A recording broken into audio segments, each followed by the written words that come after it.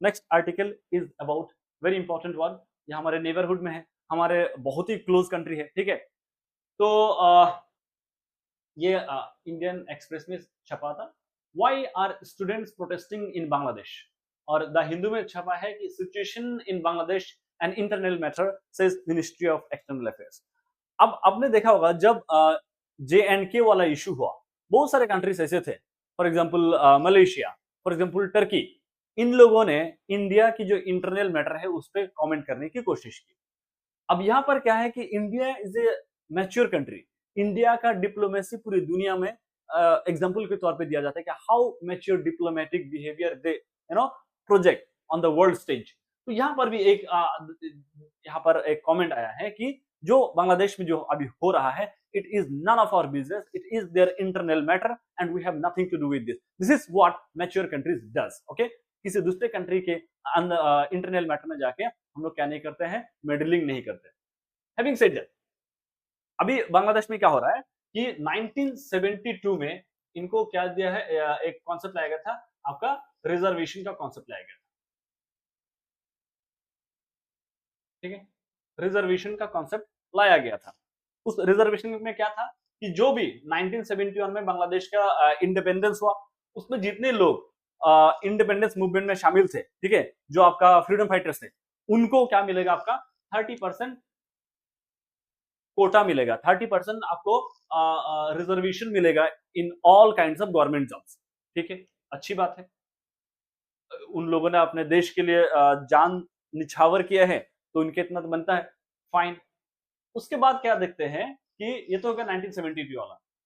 अब 1975 में क्या होता है कि जो the father of the nation of Bangladesh, Sheikh Mujibur Rahman, he along with his entire family was assassinated, ठीक है, उनके घर में ही, except Sheikh Hasina and her sister who were in Germany at that time, वो लोग बच गए, but entire family was massacred. उसके बाद क्या हुआ कि मतलब एक क्राइसिस काइंड ऑफ सिचुएशन आ गया, तो लगा कि ये जो रिजर्वेशन का पॉलिसी है ये डिसकंटिन्यू हो सकता है, लेकिन ये 1996 तक क्या रहा, ये कंटिन्यू रहा, और 1996 में प्राइम मिनिस्टर बनी शेख हसीना। उन्होंने बोला कि ये और भी हम लोग आगे इस बेनिफिट को, जो आपका 30% कोटा जो मिल रहा है, वो और एक्सटेंड करेंगे। 2001 के बाद क्या हुआ कि 2001 के इलेक्शन में अवामी लीग हार जाती है, और खालिदा जिया नाम की एक लीडर है, she became the prime minister, और 2001 से लेकर 2009 तक हम लोग क्या देखते हैं कि Sheikh Hasina stage out of power. लेकिन जब पावर में आते हैं तब इन्होंने क्या बोला कि the quota benefits we are also made available to the grand children of freedom fighters. तो पहले फ्रीडम फाइटर्स के लिए था, उसके बाद उनके सन्स एंड डॉटर्स के लिए था 1996 के बाद, अब 2009 के बाद बोल रहे कि ग्रैंड चिल्ड्रन को भी मिलेगा, ठीक है, बढ़िया। उसके बाद 2009 से तो शेख हसीना कंटिन्यूअसली यहाँ पर लीडर रही है।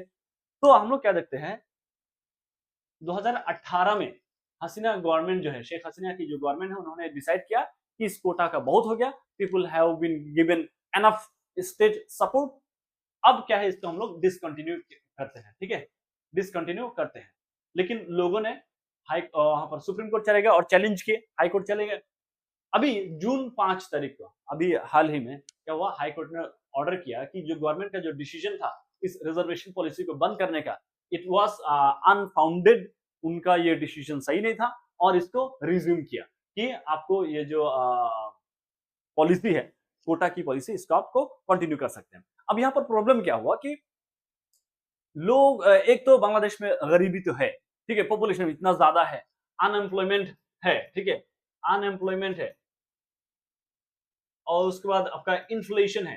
तो जब मल्टीपल फैक्टर्स रहते हैं, मल्टीपल मतलब प्रॉब्लम क्रिएटिंग फैक्टर्स रहते हैं, वैसे में अगर इस तरह से कुछ हो कि हमें एक तो जॉब मिल ही नहीं रहे, ऊपर से 30% जॉब्स इसलिए हमारे हाथ से निकल जा रहा है टू पीपल जो फ्रीडम फाइटर्स के ग्रैंड चिल्ड्रन है। और उसमें सबसे प्रॉब्लमेटिक बात यह है कि फ्रीडम फाइटर्स तो बहुत सारे ऐसे लोग थे जो पाकिस्तान के जो आपका वेस्ट पाकिस्तान के भी लोग थे, तो उनके ग्रैंड चिल्ड्रन को भी फायदा मिलेगा। अब यहाँ पर क्या होगा, जो आपका यूथ है, they mobilised and they protested against the government that this policy has to stop, ठीक है।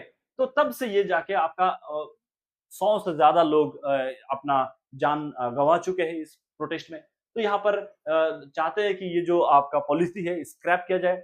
जितने भी लोग प्रोटेस्ट कर रहे हैं उनको शेख हसीना के गवर्नमेंट ने क्या बोला उनको कि दे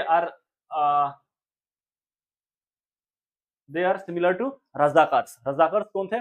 जब 1971 में आपका फ्रीडम स्ट्रगल चल रहा था, उस टाइम पाकिस्तान आर्मी के साथ बहुत सारे लोग मिलजुल कर क्या कर रहे थे, बांग्लादेश के जो आपका मूवमेंट है उसको सप्रेस करने की कोशिश कर रहे थे।